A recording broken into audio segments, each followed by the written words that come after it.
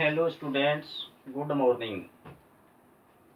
इस वीडियो में आज कक्षा 12वीं अध्याय 2 से टॉपिक परिपक्व परागकोश का स्फुटन या स्फुटित बीजाणुधनी की संरचना के बारे में अध्ययन करेंगे। इससे पहले जो वीडियो अपन ने देखी थी उसमें अपन ने पढ़ लिया था चतुष्क के प्रकार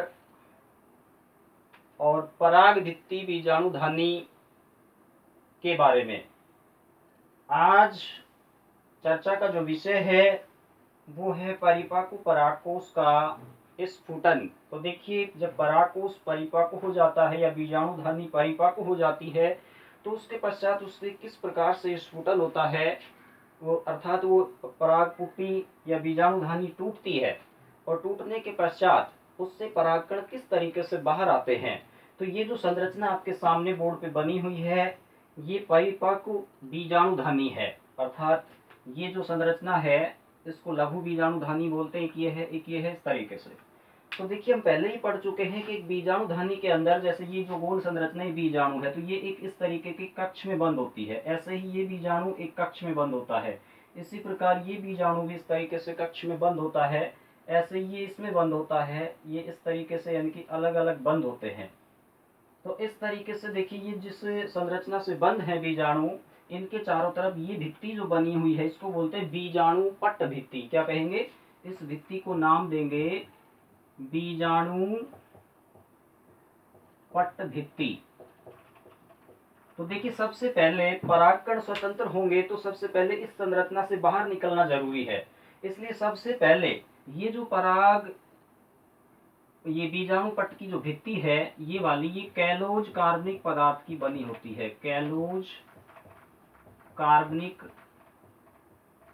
पदार्थ की बनी होती है। इसलिए सबसे पहले इसको तोड़ने के लिए कैलोज को अपघटित करना पड़ेगा और कैलोज को अपघटित करने के लिए एक एंजाइम काम में आता है जिसको कहते हैं कैलेज एंजाइम। कैलेज एंजाइम। तो क्या होता है, जब ये स्फुटित होती है तो सबसे पहले बीजाणु पट्ट भित्ति कैलोज जो होता है इसका, ये कैलेज एंजाइम के द्वारा टूटता अपघटित होता है। अर्थात टूट जाने के पश्चात अपघटित होने से ये जो भित्तियां हैं ये अलग हो जाती है, नष्ट हो जाती है, ये हट जाती है इस तरीके से। और इनके हट जाने से अब आप देखिए, ये परागकण या बीजाणु, ये बीजाणु, ये बीजाणु, ये बीजाणु, ये सभी इस परागपुटी या लघु बीजाणुधनी के अंदर आ जाते हैं, स्वतंत्र हो जाते हैं।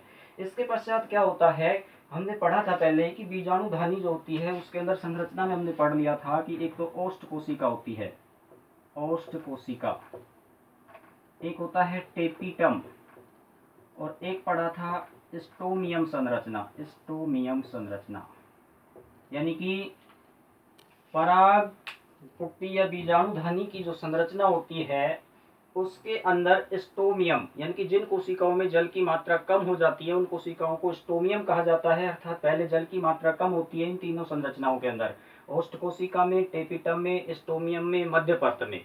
और जब जल की मात्रा कम हो जाती है तो इन स्टोमियम, इन ओष्ठ कोशिकाओं पर, यानी कि ये जो है ये ओष्ठ कोशिकाएं, ये वाली, ये वाली, ये वाली और ये वाली, इनमें जब जल की मात्रा कम होती है तो ये जो कोशिकाएं पहले तो क्या थी, ये यहाँ थी पास पास इस तरीके से।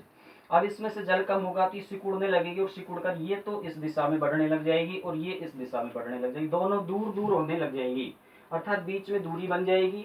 और इस तरीके से ये जो परागपुट्टी है ये परागपुट्टी टूट जाएगी यहाँ से, अर्थात यहाँ पर एक छिद्र बन जाएगा।